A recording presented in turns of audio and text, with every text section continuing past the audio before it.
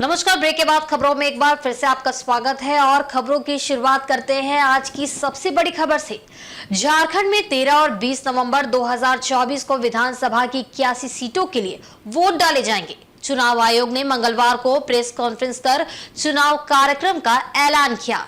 इसके तहत पहले चरण में 13 और दूसरे चरण में 20 नवंबर को वोट डाले जाएंगे और 23 नवंबर को वोटों की गिनती होगी। पहले फेज के लिए गेजेट नोटिफिकेशन 18 अक्टूबर को जारी होंगे। 25 अक्टूबर तक नामांकन दाखिल किए जा सकते हैं। 28 अक्टूबर को स्क्रूटनी होगी। 30 अक्टूबर तक नामांकन वापस लिए जा सकते हैं। वहीं दूसरे फेज के लिए 22 अक्टूबर को गेजेट नोटिफिकेशन जारी किए जाएंगे। 29 अक्टूबर तक नामांकन दाखिल किए जा सकते हैं। 30 अक्टूबर को स्क्रूटनी होगी। नामांकन वापस लेने की आखिरी तारीख 1 नवंबर को होगी।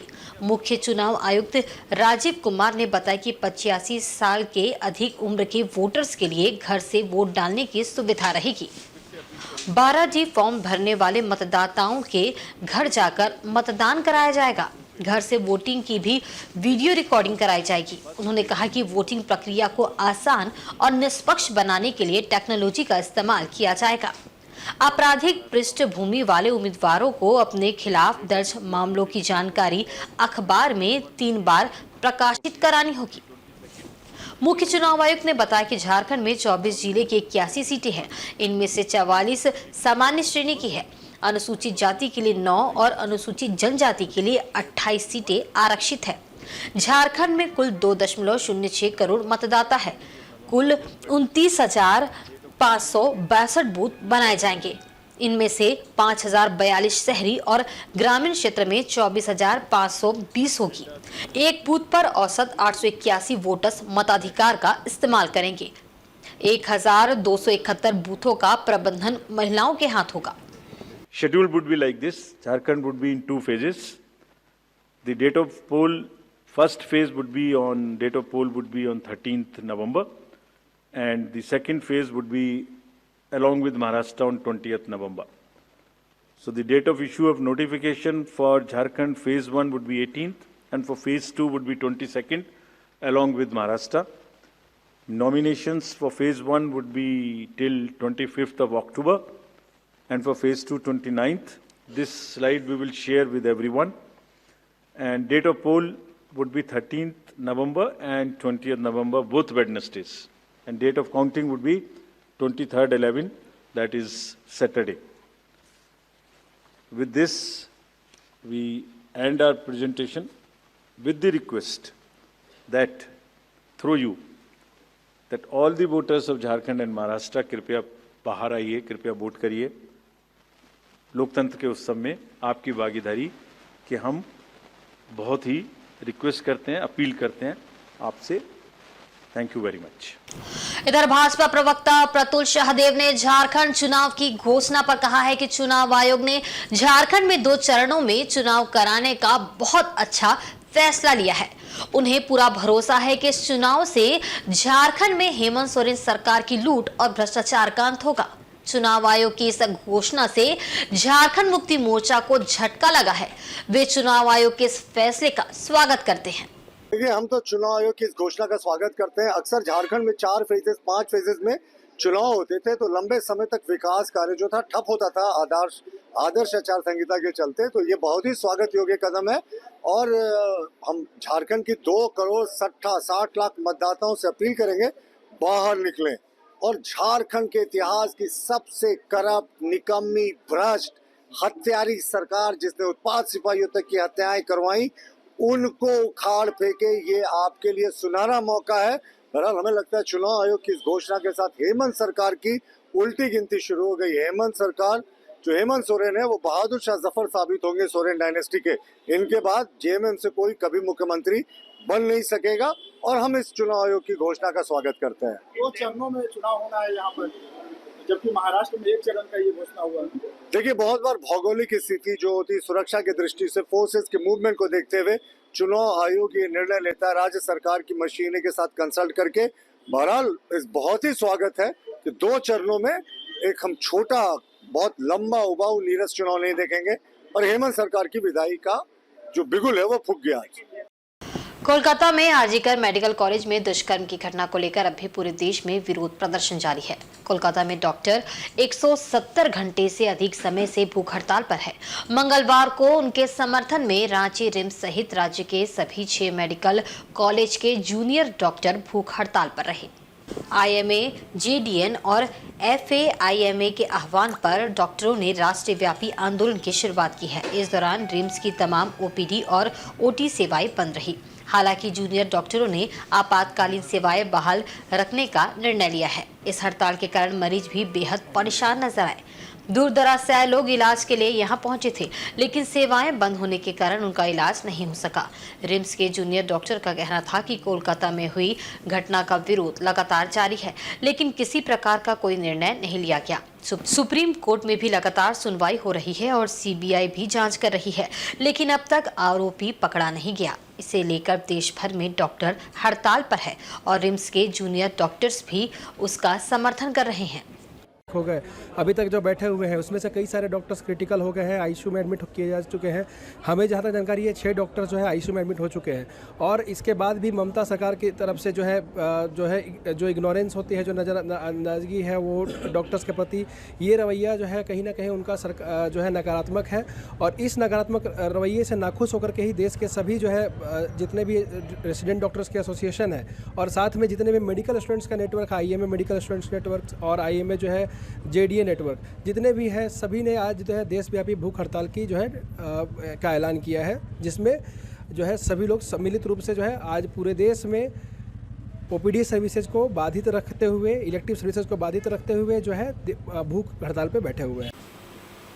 पूर्वी सिंहभूम जिले के मुसाबनी स्थित संत जोसेफ कॉन्वेंट हाई स्कूल परिसर में सोलर आधारित डीप बोरिंग एवं दक्षिण बादिया पंचायत के तांतीपाड़ा में आंगनबाड़ी केंद्र का निर्माण किया जाएगा। इसके लिए जिला परिषद सदस्य लक्ष्मी मुर्मू ने ग्रामीणों की उपस्थिति में नारियल फोड़कर योजना का शिलान्यास किया।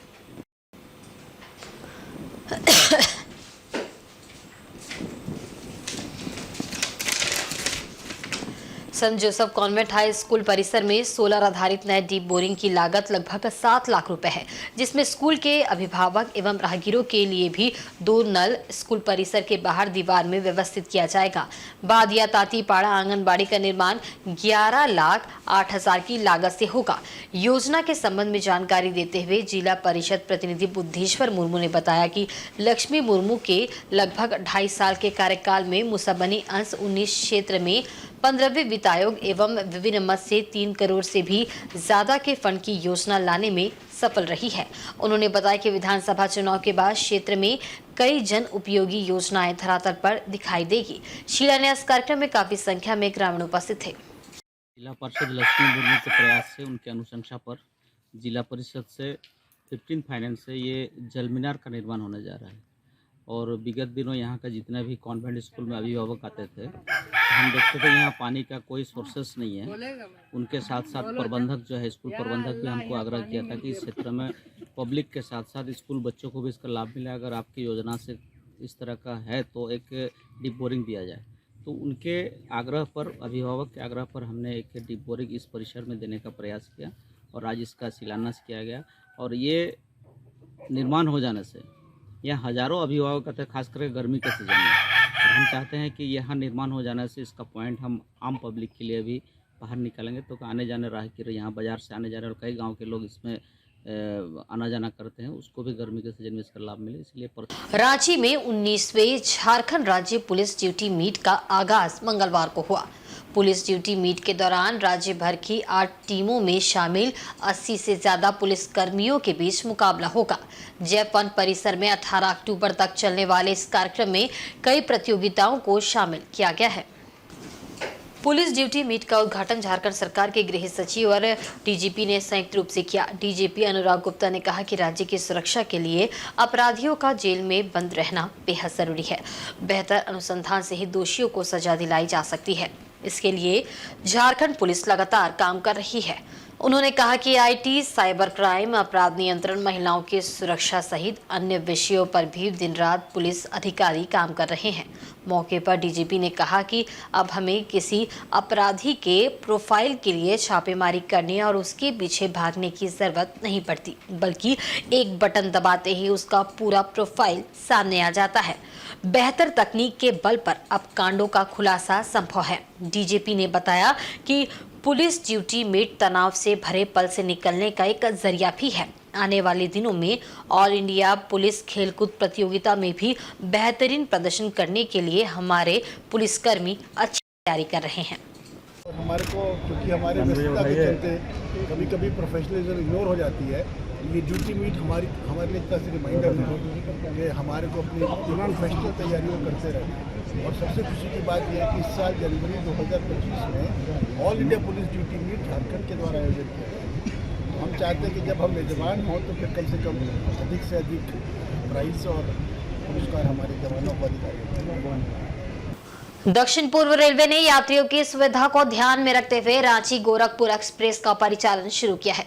मंगलवार को केंद्रीय रक्षा राज्य मंत्री संजय सेठ ने वर्चुअली हरी झंडी दिखाकर रवाना किया। रांची रेलवे स्टेशन पर आयोजित इस कार्यक्रम में सांसद महुआ मांझी व विधायक सीपी सिंह उपस्थित थे। इस ट्रेन में 1 वातानुकूलित प्रथम श्रेणी, 2 वातानुकूलित 2 टियर, 7 वातानुकूलित 3 टियर, 6 द्वितीय श्रेणी स्लीपर एवं 4 सामान्य श्रेणी के कोच है। ये ट्रेन का मुरी, बोकारो स्टील सिटी, चंद्रपुरा, धनबाद, चितरंजन, जामताड़ा, मधुपुर, जसीडीह, झाझा, किऊल, मोकामा, पटना, छपरा, सिवान, देवरिया सदर स्टेशन पर ठहरा होगा। ट्रेन संख्या 18629 रांची गोरखपुर एक्सप्रेस प्रत्येक शुक्रवार को शाम 5:10 पर रांची से प्रस्थान करेगी और अगले दिन 11:30 बजे इस ट्रेन का गोरखपुर आगमन होगा। ट्रेन संख्या 18630 गोरखपुर रांची एक्सप्रेस प्रत्येक शनिवार को शाम 3:30 बजे गोरखपुर से प्रस्थान करेगी और अगले दिन सुबह 9:25 पर इस ट्रेन का रांची में आगमन होगा। ये देखिए, मौर्य एक्सप्रेस यहाँ से रांची से गोरखपुर के लिए पहले चलती ही थी, लेकिन कुछ अर्सा पहले इसका जो विस्तार हुआ संबलपुर से, तो यहाँ की लोकल जनता ने डिमांड की कि रांची से शुरू होकर एक नई गाड़ी गोरखपुर के लिए मिलनी चाहिए। तो उन्होंने आग्रह किया। रक्षा राज्य मंत्री संजय सेठ जो यहाँ के लोकल सांसद भी हैं, उन्होंने माननीय रेल मंत्री से इसका आग्रह किया। तो ये साप्ताहिक गाड़ी एक मिली है रांची की, जो कि रांची से चलकर गोरखपुर शुक्रवार शाम को चलेगी, शनिवार सुबह गोरखपुर पहुँचेगी और फिर शनिवार दोपहर गोरखपुर से चलकर रविवार सुबह वापस रांची पहुँचेगी। तो सप्ताह में प्रति सप्ताह एक दिन इसकी सर्विस। ये फिर डेली भी करने की कुछ मंशा है? अभी फिलहाल तो विचार नहीं है, लेकिन in due course of time देखा जाएगा कैसे इस पे लोग चलते हैं, कैसे इसकी ऑक्यूपेंसी कैसी रहती है। बहुत सारे मुद्दे होते हैं, बहुत सारे फैक्टर्स होते हैं जिसके तहत इसका परिचालन तय किया जाता है। वहीं आदित्यपुर के रामबड़िया बस्ती के पास पुलिस के नाक के नीचे कुछ लोगों द्वारा लगभग करीब 1 एकड़ सरकारी जमीन की घेराबंदी कर ली गई है। यही नहीं, यहाँ चोरी की बिजली का भी उपयोग कर एक बड़ा टीन का शेड खड़ा किया जा रहा था। इसकी सूचना मिलने पर अंचलाधिकारी मौके पर पहुंचे और कार्य को रुकवा दिया। इसकी शिकायत वार्ड 18 के निवर्तमान पार्षद ने गम्हरिया अंचलाधिकारी अरविंद कुमार से की, जिसके बाद वह खुद मौके पर पहुंचे और शेड निर्माण कार्य को रुकवाया। अंचलाधिकारी के मौके पर पहुंचने की सूचना पाकर शेड निर्माण में लगे लोग मौके से फरार हो गए। इतना ही नहीं, इतनी बड़ी शेड निर्माण के लिए चोरी की बिजली उपयोग किया जा रहा था। इस बात की सूचना पाकर दोपहर 1 बजे बिजली विभाग के कनीय अभियंता संजय महतो भी दल बल के साथ मौके पर पहुंचे और बिजली के उपकरणों को जब्त करते हुए बिजली चोरी का केस करने की प्रक्रिया शुरू कर दी है।